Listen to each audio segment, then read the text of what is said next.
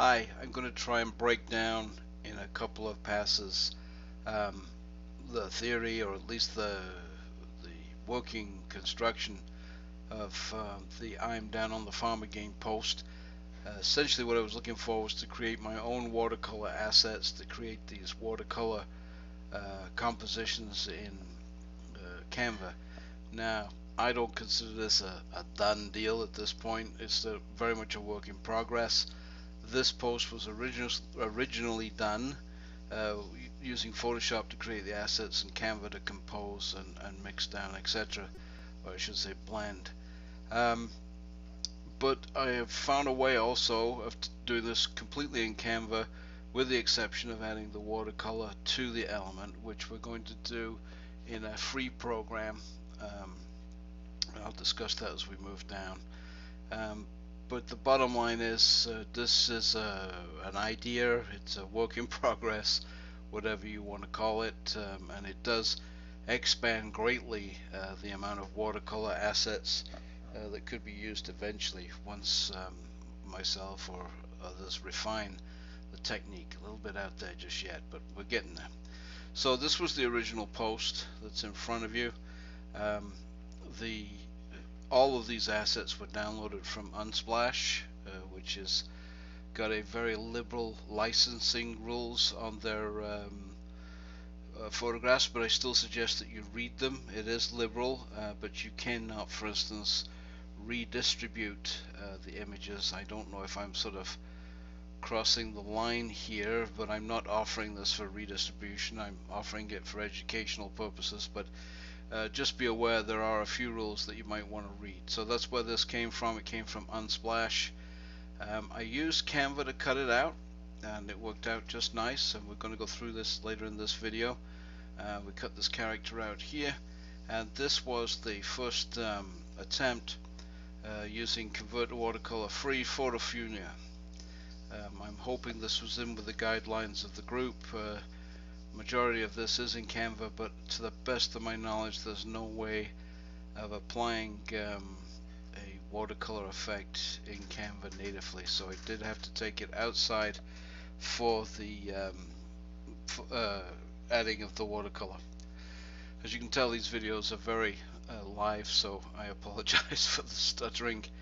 Now I did substitute here again, in keeping with the group, I did substitute putting in a Canva background, which has a rather unusual description. I'll put it on the screen here. It says farmer with animal concept watercolor. I really not seen the tie-in there, but anyway, that's what this background is. You can also just put in watercolor farmers or watercolor farm or farm workers, and you're going to get a similar result. One of the nice byproducts as I was putting this together, if we just digress for 1 second, is I noticed also just the cutouts on their own create sort of an interesting deal. Oops, I'm just wrecking it all now. An interesting deal. Just to digress a little for a second. Just putting the regular photo cutout on the Canva background. It's not really what we're looking at today, but I did find it kind of interesting, the blend of the watercolor with the cutout. Anyway, I digress. Moving along. So using that background, I brought our character down here and put him against the background. And that fundamentally is it, but I'm going to show you how to do all of that. With the exception of overlays, you can use various overlays to add some realistic textures to this. I believe if I go up here, if I have a recent, I'm not sure if it does have a recent, but anyway, regardless, it's watercolor overlay texture is what I looked for. Yeah, it's right there, this one, which doesn't have a name when you tag it, but it just says texture. So that's one way of adding a little more to this. You can also use photos with the same search method. The photos actually give you more flexibility, because you will notice as you mix down more and more layers on top that you get some wash from the layers. However, by adding a photo instead and then rendering it as a photo, you get all the flexibility of it being a photo, in the sense that you can adjust things. Now, this is kind of cool. Just noticed this morning actually, but once it's been rendered, you can actually remix it then and bring in some of the things that you have previously lost, like a bit of depth in the greens and blues, for example. That's probably an entirely different conversation again, but I just thought I'd mention it, that once these things are rendered, they can be adjusted as long as they're a photograph. To the best of my knowledge, you cannot actually do that with an element. It has to be a photo, to the best of my knowledge, but I stand to be corrected on that. I'm still fairly new to Canva myself. Okay, so I'm going to describe how we did all of that in part 2 of this video.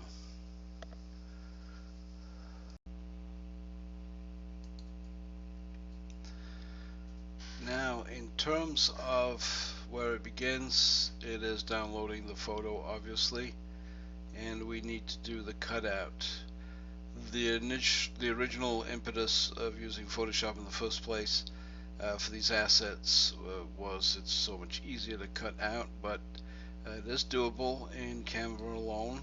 That's what we're going to do right here. Everybody's familiar with cutting out the background by now, I'm sure, but I will just go through this quickly, and also how I tend to deal with the bits that I don't want. I do use the restore or erase as much as possible. I'm not really a big fan of masking with little pieces. I mean, I do appreciate there are times when that is necessary, but it kind of drives me nuts. So I'm holding the control down here, the control key, and just boosting it up a little so I can see a little bit better.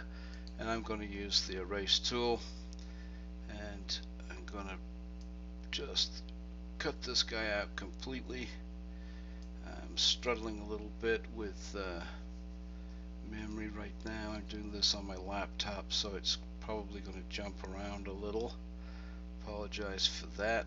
Not very powerful laptop, I'm afraid. And of course, we've lost a little of the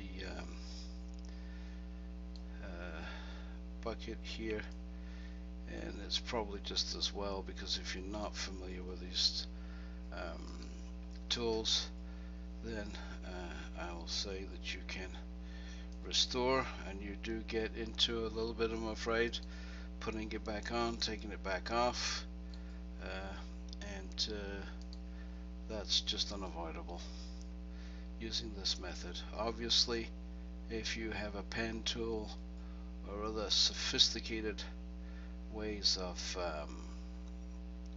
adjusting these things, it is better, but I'm going to try and keep this as Canva centric as possible. You don't have to get every little bit, because these things are going to be watercolors. Oh, that's not very good. We do have a certain amount of leeway with these edges, because the watercolors, of course, themselves are not perfectly symmetrical. Okay, so that's the general idea of using restore and cut.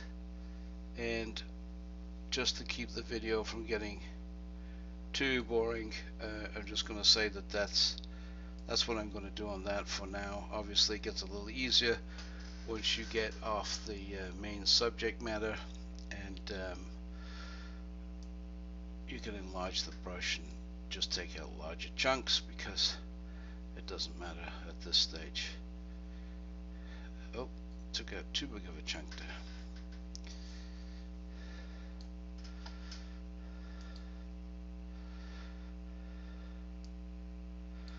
And I'm sure that if you are persistent and were working with this tool a lot, you would get more familiar with it and better at it. As you probably noticed, this is not something I have used a great deal of. Anyway, you get the general idea. I'm not going to bore you with keep looking at me suffering with this. We'll move along to one I did earlier, which was still done in Canva, but a little less painlessly. Once you've got your cutout done, and you can then download this and take it to a place online which is called Photofunia. So we're going to do that right now. I'm going to show you how that works.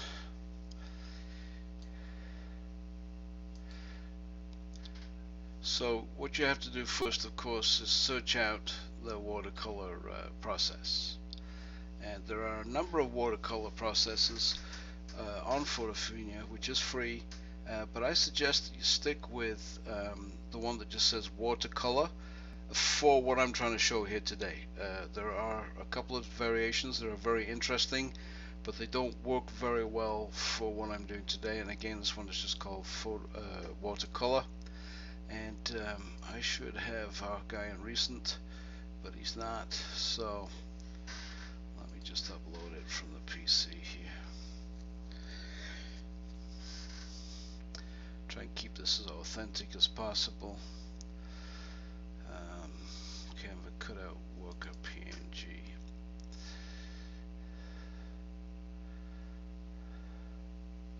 Okay, when you're doing the crop, it's a big temptation, like everybody would do it, I'm going to tell you don't do it, to crop it right down to the subject. Don't, because this is going to give us a background, and that's fine because we're going to remove it anyway, so don't worry too much about that. If you crop it too much, I'm going to show you here what it does. It gives you like a natural fade on this tool. There aren't a lot of adjustments on this, but given the fact it's free, it does a very good job. Okay, so you're going to get this. It does a good job in my opinion, and you're going to get this background when you do it here, but that's fine because you can remove that easily in Canva, and that's what we're going to do. I always download and redistribute everything in a large size because you can always decrease it, but of course you can't bring the pixels back afterwards. So let me get to a fresh page here for a second. Alright, so we're going to bring that guy in, and he's going to be in uploads, upload media, and then I've got my downloads folder, hopefully, yeah, and this Photofunia is in JPEG. At this stage this doesn't matter, I don't think. We'll just check that out. Better if it was in PNG, but I'm just going to check that out.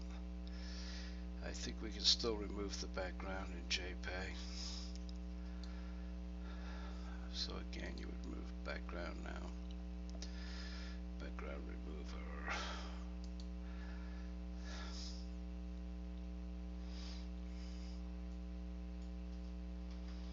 Yeah, and he's good. Not bad at all. Now, of course, you can play with these as much as you want, but I'm thinking that he's perfectly acceptable. He's probably in the same league as the one I did earlier when I was putting this together in my mind, and you're good to go at that point. Now, you would need to download this again. If you didn't bring the original one in as a PNG, you would have to download this again, because once the background has been taken out, you would have to download it as a PNG, and you would have to take out, if you don't know this already, I'm sure everybody does by now, you would have to take out, put transparent background, because If you were just to overlay this right now on a background, let's just throw a background in here for a second.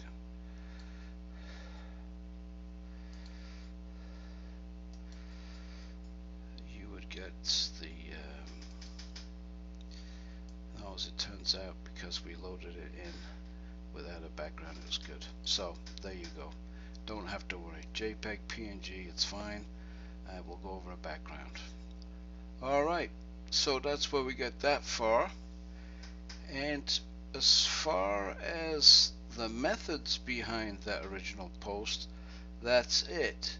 The one thing you may want to take into consideration is the fact that you can blend any of these items at any point and create a single file, and that may be something that is desired. You need to experiment so that in the end you can get something, as I mentioned on the intro to the video, where you can mix it down a bit and blend the colors, bring up the saturation, etc. So with a bit of pre-thought, a bit of pre-planning, you could blend sections of this together and then basically overlay them. The possibilities are endless, but to get back to the original impetus, it does show us that we can take free programs and the bulk of the Canva work done in Canva and create our own elements, and I think in a satisfactory manner. They are not as sharp as the vector images in the elements currently. I'm working on that.